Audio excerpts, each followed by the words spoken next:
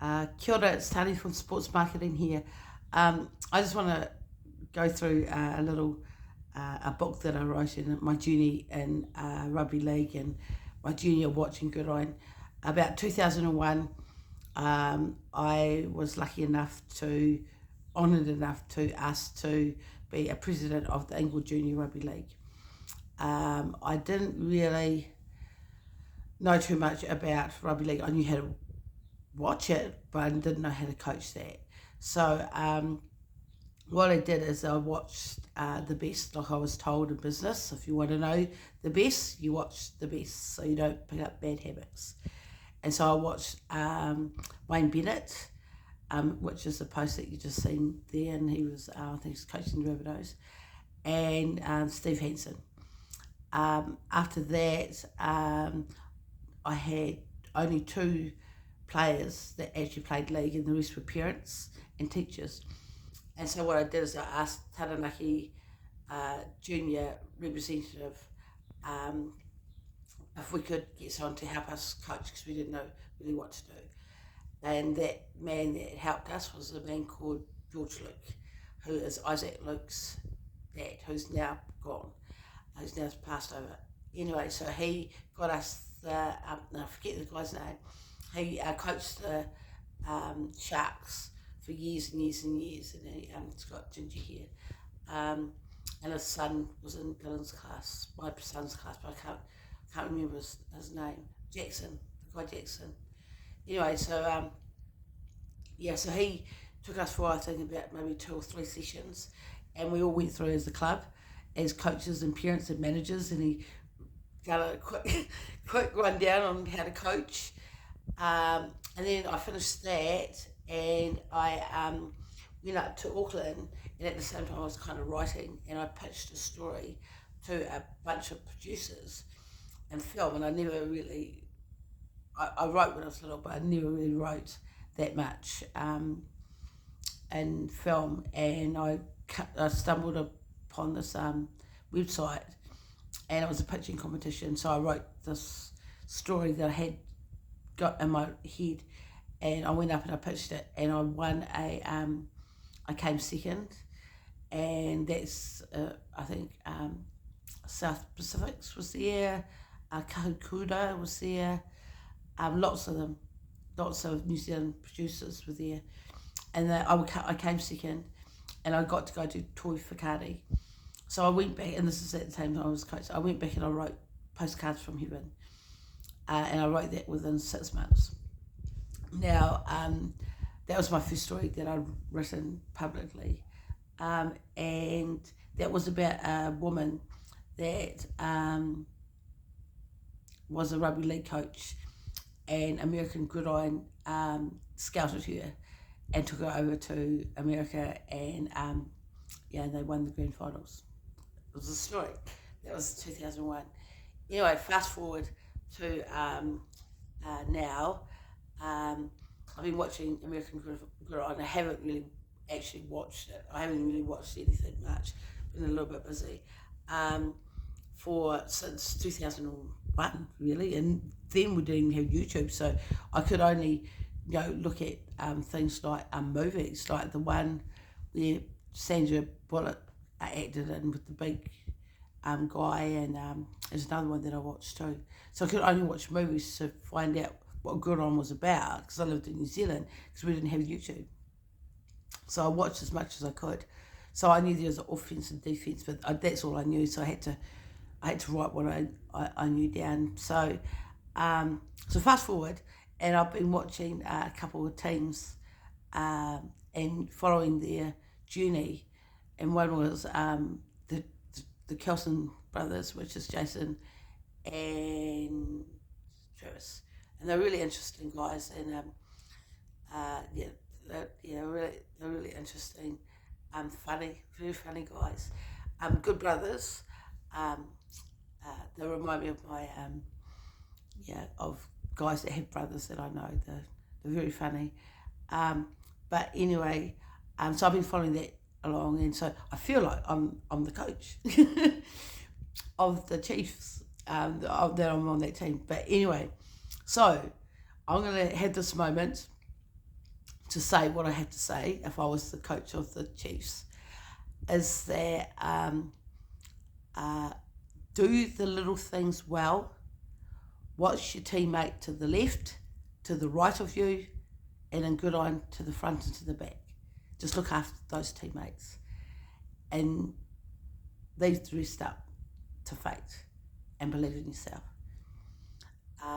Look after to the left, to the right, and do the little things well, and let the big things take care of themselves. That's all I have to say, and the reason why I'm saying that now, because I was in this position last year. Was it last year? Yeah, it was last year, with Warriors, and I kind of felt like I got put in the position, and I ended up singing a love song to the Warriors, and who else was it? I think it was the Dragons. Yeah, it's pretty mad. Because so I'm not going to be put in that position again. Long story. It was a little bit of a joke that people played on me, but yeah. So that's all I have to say to them is go out, try your best. Just put it all on the table, put everything that you can on the table. Just give it your best and look after the man to your left, the man to your right, and do the little things well. That's all I have to say. Anyway, good luck, and good luck to all the teams. And at the end of the day, even though I know it's big and you work really hard to it, but it's a game at the end of the day, and someone's got to win and someone's got to lose. That's just how the sports is. And I'd like to say Jason, who I was, out of the brothers, I was really interested in his story, on his journey that he has, and he's a really down to earth, and well, not so strange I suppose, but down to earth kind of guy. And he the reason why I got really interested in those brothers is because he done a documentary, and I'm yet to see it, but I really want to see that. And it's about how players come to the end of their journey in life, and life in sports and gridiron, and the emotions that they go through, and sometimes they don't go out with jobs and stuff like that. So I thought that was really, really interesting, and I thought that was quite brave that he done that. And at that time I was kind of working on a project on my idea of that was happening in sports too, that I had thought of that idea that rugby league players were doing the same thing, that they'd go out of rugby league, and if you weren't an announcer or a coach or in the coaching squad, you could literally kind of be unemployed if you weren't skilled, and you'd given your whole life. And some of them, they go in there straight after high school. You give your whole life to sports, and then you come out, and then what have you got?